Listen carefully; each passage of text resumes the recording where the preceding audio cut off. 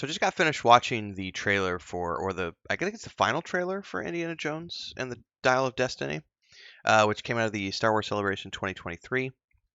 We're going to go through it and watch it here in a minute, give you my thoughts, reactions, so on and so forth after the fact.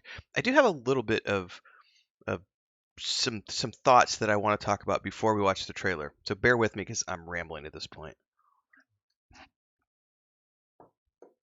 I think this is the best trailer I've seen around this film so far. It's definitely the first trailer I've seen which has like that classic Indiana Jones feel. I definitely get a lot more of that sort of Indiana Jones essence out of this trailer than I got from the previous ones. So the teaser trailers that they have previously released, I mean, yeah, they had Harrison Ford in it along with the cast of supporting people, but it didn't. I don't know. There was something about those trailers which didn't feel like Indiana Jones. I watched this one and I feel very much like, oh yeah, we're watching an aged version of this character, but I feel like this is more of the classic Indiana Jones that we're looking for. You know, they did some really punchy stuff with like the action sequences in some of the previous teasers where I just kind of felt like they were trying to make it, it made those trailers seemed far more like action oriented than I felt was, an 80-year-old man would probably be. Now, that's not to say that Indiana Jones is not an action hero. He is a type of action hero. Um, but this, anyway, I digress. I'm rambling to this point. We're a couple minutes in. I probably should just roll the footage and we'll talk about it later. So in the meantime, let's go to the beginning of this and click play and see what we can see here. So I like this shot where he's, there's like half-eaten something on the coffee table there, like a plate of something, and he's got like a mostly empty bottle of whiskey, and he's just in his boxers, and obviously he's just wiped out. It's just like this, jolting up from a dream or something. He's on the subway, going to work.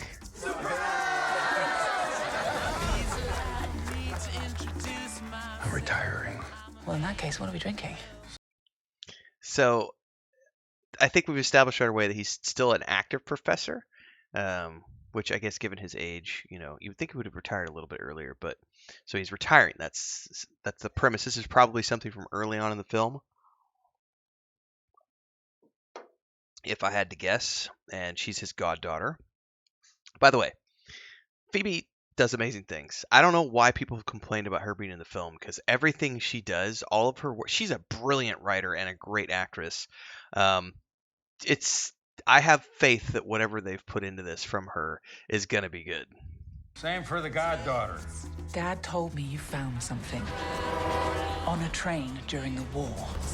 A dial that could change The course of history. Now I have questions about this. I read an article yesterday that said that the Dial of Destiny, if this is a time travel device, which we don't know, it's speculated that it is, especially in the trailer. It's kind of revealed to be something that could theoretically allow the big bad guy to go back and change Hitler's mistakes.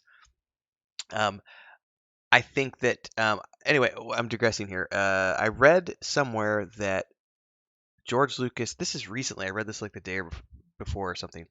That George Lucas had this unwritten rule, or maybe it was a written rule, that the MacGuffin for any Indiana Jones film had to be something that was grounded in reality. It had to be explained by some type of scientific means. So even if it was something like the Ark of the Covenant, it needed to be something that could physically be touched and etc. Um, Even the aliens in the Crystal Skull, there was things that could be touched. It was something that could be physically, it was this thing. Um, but that it had to be rooted in some form of physical science, etc. And time travel is always one of those things where the moment you introduce time travel, you're now firmly in the realm of science fiction and you've moved out of the realm of reality. I don't know, that I don't know that I care to argue that point. This is one of those areas where some people will say, oh, the storytelling is no longer as good as it used to be and they just don't care and they're just throwing MacGuffins out there, and that may be the case, but I'm easy to please. There's a 6-year-old that lives inside of me who still thrives, who's like watches stuff like this and goes, I'm gonna love it no matter what. While the adult side of me sometimes has to switch off and be like, just shut up and let's just enjoy this. So anyway, I'm just saying, time travel seems a little bit out of the realm, but it's not. This is the first time I think that George Lucas hasn't been involved in the story writing process. He's only on this as an executive producer. So Change the course of history. Why are you chasing the thing that drove your father crazy? Don't move. We need to get out of here. Stop! Sorry. Dr. Jones, get him. So we're back to riding horses again for the first time in a while. I also love the de-aging that they're doing, not just on Harrison Ford, but also on Mads Mikkelsen. So obviously these guys have met before. We're going to see him in the past. We're going to see him in the current, present time.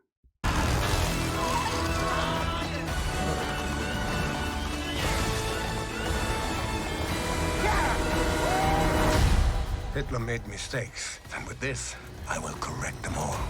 So this is, yeah, with this, I will correct them all. Now, they don't specifically say in here that the device is a time travel device, but everywhere I've read on the internet says that it's a time travel device. But they just call it the dial of destiny. And here it says Hitler made mistakes. With this, I will correct them all. But it doesn't say how he's going to correct them all. I'd love to know what, obviously we're going to find out more when the movie comes out, but hey, how does this thing work? You stole it. Then you stole it. And then I stole it. It's called capitalism. This way! Fasten your seatbelt. There might be some turbulence. You've taken your chances, made your Oh, mistakes. a trap, a trap. So I like the fact that they're still going to have some physical traps, because a lot of what we've seen in the film so far has been digital sequences. So to have a physical set piece that they're going to be rolling down, I think that's really cool, because we don't get enough of those in films these days where everything's all digital and CGI. So it's nice to get back to some practical roots. And now a final triumph.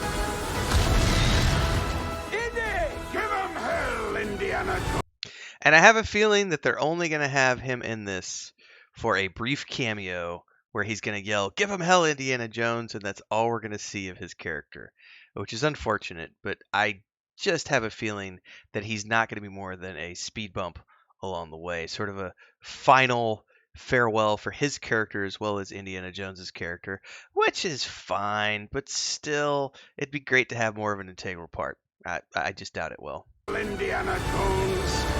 A few times in my life I've seen things. I've been tortured with voodoo. Been shot 9 times, including once by your father. Sorry. By the way, that looks really good. Another physical, practical. Hang on, let's find that shot again. That looks really cool. Like we're gonna get some more. I don't know how much of that is CGI and how much of that is practical, but it looks like a practical effect. But I've been looking for this all my life. But why have you been looking this for all of your life? That's, if he's referring to the Dial of Destiny here, I need to know more. I just need to know more. Period.